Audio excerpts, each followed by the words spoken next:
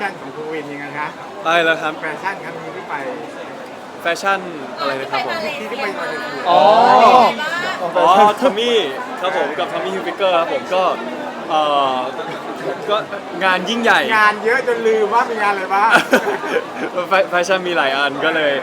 ไปล่าสุดกับทอมมี่ฮิลฟิกเกอร์ครับผมก็ดีใจเหมือนกันเป็นครั้งแรกที่ได้ไปออกงานที่มาเลเซียครับผมไม่เคยได้ไปอีเวนท์ที่นู่นเลยเพื่อนอาจจะเคยได้ไปแล้วบ้างไปแล้วใช่ครับเคยไปของน้ำหอมเวอร์ซาเช่ตอนนั้นก็บอกไปแล้วว่าเนี่ยถ้าเกิดได้ไปก็ไปซึมซับ energy เพราะว่าเราก็แบบมีแฟนๆอยู่ต่างที่ด้วยอะไรอย่างงี้เขาก็มาให้กำลังใจเราดีมากๆค ซึ่ รั ง บ เขาก็บอกว่าแฟนที่นู่นเยอะมากแล้วก็ตอนไปถึงก็เยอะจริงครับผมแล้วก็ที่นู่น energy ดีมากมีทั้งแฟนๆของทั้งที่มาเลแล้วก็มีทั้งประเทศเพื่อนบ้านด้วยแถวนั้นด้วยที่ข้ามมาหากันด้วยครับผมก็ดีใจมากๆที่ได้เจอกับแฟนๆที่ปกติเราจะไม่ค่อยได้เจอกันเท่าไหร่คุณได้เห็นภาพไหมคะภาพที่คนถ่ายมาว่าโห เยอะขนาดถ่ายเยอะขนาดไหนเยอะมากเลยครับผมมันก็จะคล้ายๆโถงตรงนี้ตรงพารากอนนี่แหละครับผมแต่ว่าจะใหญ่กว่าแล้วก็มีหลายชั้นมากกว่าก็ต้องบอกเลยว่าแฟนคลับมากันเยอะมากๆแล้วก็เสียงกรี๊ดนี่สนั่นมากๆครับผมตอนแรกที่ไปคิดว่าเราแฟนๆจะมาให้กำลังใจเยอะขนาดไหนก็พอรู้บ้างเพราะว่าปอนเคยบอกแล้วว่าที่มาเลเซียเขาแบบจำนวนแฟนของเราเยอะที่นั่งเราเยอะอยู่พอสมควรนะผมแต่ว่าพูดยังไงมันก็ไม่สู้กับอยู่ในบรรยากาศนั้นหรอกครับเมื่อไหร่จะได้ไปคู่กันนะคะเกิดมันจะได้คู่สองมันจะได้คุณสองรุ่มอาจจะยากครับอาจจะยากครับใช่ครับอาจจะยากครับผมครับด้วยเหตุผลมันเพราะว่าคิวงานไม่ได้หรือไงอาจจะต้องเป็นที่อื่นมากกว่าครับผมเข้าใจแหละพี่เข้าใจแหละครับผมพี่มาเรื่องหนึ่งตอนวิ่งสู้ฟัดครับผมทำยังไงเกิดเล่าเหตุการณ์บอกว่ามันเกิดอะไรขึ้นทำไมเราต้องวิ่ง5 วิเราวิ่งแบบสู้ฟัดคือด้วยสถานการณ์นะตอนนั้นคือผมรู้สึกตกใจมากกว่าด้วยแบบบรรยากาศต่างๆ ที่แบบมีคนเข้ามาโดยที่เราไม่ทันได้ตั้งตัวอะไรอย่างงี้มันก็จะมีความแบบกลัวนิดนึงเพราะว่าด้วยความที่ครั้งนี้ชีวิตเราไม่เคยเจอเลยอะไรอย่างเงี้ยครับผมแล้วก็ที่เห็นเป็นภาพวิ่งอย่างนั้นเพราะว่ามันเป็นแบบพื้นที่ในโรงแรมอะไรเงี้ยเราก็ไม่อยากสร้างความแบบให้มันชุลมุนกันมากอะไรเงี้ยแต่ว่าทางทีมงานเขาก็แบบมีจัดแบบเตรียมลิฟต์มาให้แล้วอะไรเงี้ยพอเราลงจากรถปุ๊บเราก็เข้าลิฟต์เลยอะไรอย่างเงี้ยครับก่อนที่จะตัดสินใจที่จะวิ่งมันมีเหตุการณ์อะไรก่อนหน้านั้นไหมเราตัดสินใจที่ต้องวิ่งแล้วโอ้จริงๆหลักๆเลยผมแค่กลัวว่าคนแถวนั้นจะเดือดร้อนมากกว่าคือสมมติถ้าเกิดแบบผมค่อยๆเดินช้าๆอะไรเงี้ยทั้งแบบว่านักท่องเที่ยวคนอื่นๆหรือแบบคนอื่นๆที่เขาแบบไม่ได้รู้เรื่องเลยเขาอาจจะตกใจได้อะไรเงี้ยเราไม่ได้อยากสร้างความชุลมุนเราก็เลยรีบเข้าลิฟต์แล้วก็กลับเข้าห้องเราดีกว่าอย่างที่ทีมงานเคยได้บีบให้เราก่อนไหมว่าอาจจะเจอเหตุการณ์นี้อะไรแบบนี้เพื่อได้เตรียมตัวโอ้จริงๆแล้วมีการเตรียมไปอย่างดีเลยครับผมไม่ว่าจะเป็นทีมการหรือว่าทีมงานทุกๆคนเขาก็จะมีบอกแล้วว่าแบบให้ระวังตัวอะไรบ้างอะไรเงี้ยแต่ว่าเราก็ไม่ได้อยากให้เดือดร้อนทีมงานเนาะเพราะว่าถ้าเกิดแบบเราเดินช้าๆอะไรเงี้ยเราก็ทีมงานเขาก็ต้องแบบต้องคอยกันต้องคอยลำบากอะไรเงี้ยเราก็เลยรู้สึกว่าใช้ความเร็วดีกว่าจังหวะนั้นรู้สึกถึงความไม่ปลอดภัยของตัวเองไม่ปลอดที่จะต้องรีบวิ่งผมว่าตอนนั้นคือถ้าถามว่ามันปลอดภัยไม่ปลอดภัยคือมันก็ตอบไม่ได้หรอกครับแต่ว่าสิ่งนึงเลยที่เป็นแน่นอนคือเราแค่รู้สึกว่าเราตกใจแล้วก็เราเลือกเซฟตัวเองไว้ดีกว่าเพราะว่าเราก็ไม่ชัวร์เหมือนกันว่าคนตรงนั้นเขาใช่แฟนคลับของเราจริงๆหรือเปล่าอะไรอย่างนี้ครับผมเหตุการณ์แบบนี้มันครั้งแรกไหมก่อนครั้งแรกในชีวิตเลยครับเลยใช่ไหมครับผมพี่วิ่งเหนื่อยจริงๆก็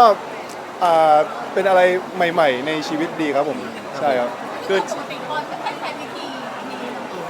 ใช่ครับปกติผมจะแบบนิ่งๆไงนิ่งๆเงียบๆอะไรเงี้ยแต่เราแค่รู้สึกว่าพอแบบบางทีเรากลัวว่ามันอาจจะสร้างปัญหาให้คนรอบข้างอันนั้นก็คือเป็นปัจจัยหลักสำหรับผม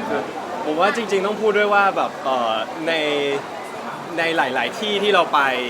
ไม่ว่าจะเป็นตัวเราเองหรือว่าศิลปินคนอื่นในบ้านเราเองหรือศิลปินในไทยคนอื่นๆที่ไปต่างประเทศกันเองเนี่ยก็หลายๆครั้งก็เจอเหตุการณ์ประมาณนี้ครับผมแต่ว่าก็จะไม่ได้ถ่ายลงหรือว่าจะมี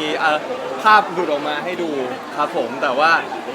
ในเคสทุกๆเคสก่อนหน้านี้เนี่ยทั้งทางทีมบ้านเราก็จะมีการพากาดจากประเทศไทยไปด้วยแล้วก็มีกาดของที่ประเทศนั้นๆประกบไปด้วยซึ่งในช่วงต้นปีที่ผ่านมาเนี่ยทางของตัว GMMTV เองก็ เห็นว่าของทุกๆคนที่ไปต่างประเทศมันก็เริ่มมีฐานแฟนที่เยอะขึ้น ก็เพิ่มปริมาณการ์ดของทั้งไทยแล้วก็ทั้งที่ประเทศนู้นด้วย ครับผมใช่ครับ ก็อันนี้ก็เพิ่มแล้วเหมือนกันครับผมก็จริงๆแล้วก็ไม่ใช่เป็นการที่ไปแล้วไม่ได้มีการเตรียมตัวอะไร ใช่ครับ ทางค่ายก็มีการเตรียมตัวไว้อยู่แล้วด้วยเหมือนกันครับผมแล้วก็ก็จะเป็นภาพที่เราในฐานะศิลปินก็อาจจะเห็นบ่อย ครับ หน่อยแต่ว่าคิดว่าหลายๆคนก็อาจจะไม่ได้เห็นในมุมนี้บ่อยนักเท่าไหร่ ครับ ครับผมแต่ว่าก็เป็นสิ่งที่เกิดขึ้นเรื่อย เหตุการณ์ นี่ เนี่ย เดี๋ยวนะคุณวินอ่ะคุณวินชอบแบบว่าไปเดินตามเมืองอย่างนี้ไม่เดินไม่ได้แล้วใช่ไหม ๆผมว่าอยู่ที่สถานการณ์ครับผมถามว่าเป็นคนชอบไปเดินเมืองไหมเป็นคนชอบครับผมแต่ว่า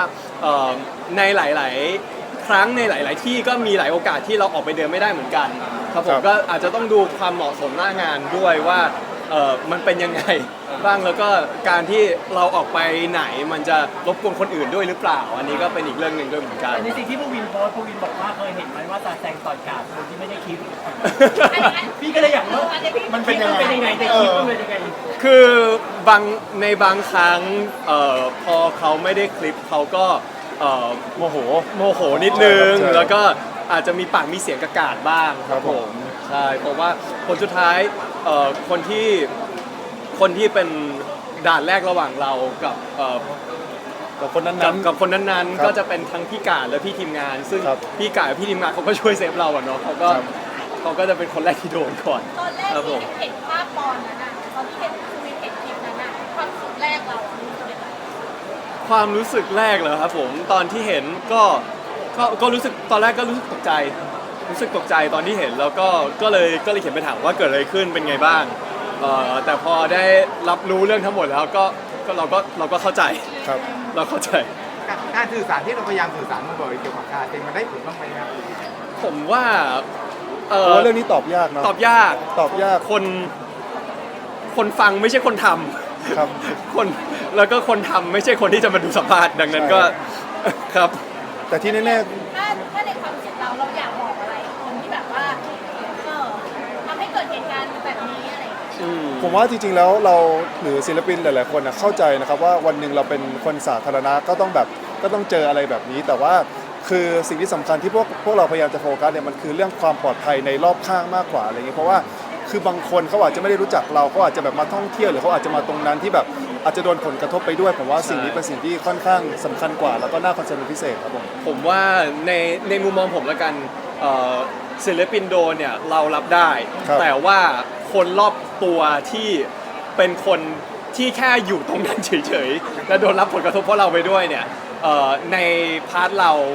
ด้วยความที่มันเกิดขึ้นเพราะเราอะเราไม่สบายใจ ใช่ครับใช่ อย่างเช่นถ้าในกรณีอย่างเช่นเป็นพวกโรงแรมอย่างเงี้ย ครับ แล้วเขาวิ่งแล้วเขาไปชนกับคนอื่นที่เป็น ใช่ครับ คนที่มาพักโรงแรมเฉยๆอย่างเงี้ ใช่ ย ครับ และเหตุการณ์นี้มันเกิดขึ้นเพราะเราเองก็ไม่สบายใจ ใช่ครับ คือส่วนใหญ่อะเราจะห่วงคนที่อยู่รอบๆมากกว่า ใช่ครับผมอย่างถ้ากรณีอย่างในโรงแรมเงี้ยหรือในห้างที่เป็นสาธารณะอย่างเงี้ยครับผมเราจัดการตัวเองได้แต่ว่า เราไม่ พ สา อ มารถ มันมี ควบคุมได้ ผลกระทบอื่น ๆ ที่เป็นคนอื่นอย่างเงี้ยเราก็ไม่อยากให้มันเกิดขึ้นอ่ะ ครับ เพราะฉะนั้นบางพื้นที่เราก็ไม่อยากที่จะให้ติดตามไว้ ก็ถ้าเป็นไปได้ก็ไม่อยาก ได้ก็ไม่อยากใช่ครับ ครับ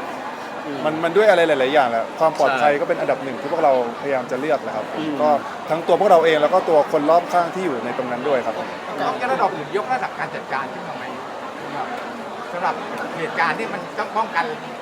เหตุการณ์เฉพาะหน้าอะไรอย่างเงี้ย จริง ๆ แล้วทีมงานก็มีพูดคุยกับเรื่องนี้บ้างครับผมว่าแบบว่าแบบเป็นเหมือนการตั้งรับแล้วก็วางแผนว่าถ้าเกิดมีอีกคราวหน้าก็จะต้องทำยังไงอะไรอย่างเงี้ยครับผมก็อาจจะเพิ่มแบบความป้องกันเป็นพิเศษอะไรอย่างนี้แหละ ใช่ครับแต่โดยปกติแล้วก็เวลาทั้งงานของศิลปินไทยเองแล้วผมเห็นหลาย ๆ ครั้งศิลปินต่างชาติเองเนี่ยก็มีการเตรียมการอยู่แล้วครับผมว่าเราจะเข้าออกยังไงเราจะทำอะไรเราจะจัดการตรงนี้ยังไงบ้าง แต่ว่าในบางครั้งสถานการณ์มันก็เลยเถิด ครับ ไปนิดนึง แปลว่าในส่วนของเราอะเราเตรียมการแล้วแต่เราห่วงแค่คนที่เขาไม่ได้รู้เรื่องด้วยเขาไม่ได้เตรียมการ ใช่ครับผมหรือว่าคนอื่นที่จะโดนผลกระทบไปด้วย หรือบาดเจ็บเพราะเหตุการณ์แบบนี้ไปด้วยครับผม โอเคนะคะ โอเคค่ะ โอเคค่ะ ขอบคุณครับขอบคุณครับ